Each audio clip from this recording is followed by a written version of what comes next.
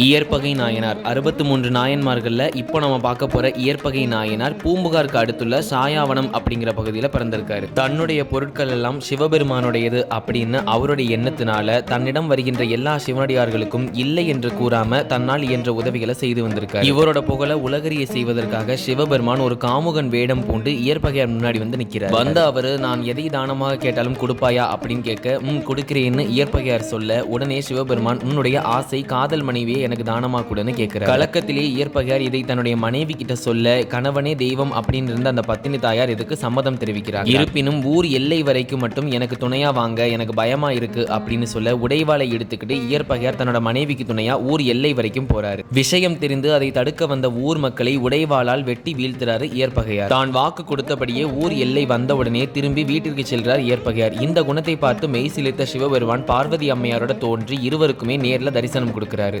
உங்களுடைய இந்த அந்யோன்யமான வாழ்க்கையை பார்த்தும் உம்முடைய இந்த குணத்தை பார்த்தும் நாங்கள் மெய் சிலிர்த்து போனோம். ஆதலால் நாயன்மார்ங்கிற அந்தஸ்து அவருக்கு கொடுத்து நீயும் உன் மனைவியும் என்றும் சிவலோகத்திலேயே வாழுங்கள் அப்படின்னு வரமருள்கிறார்.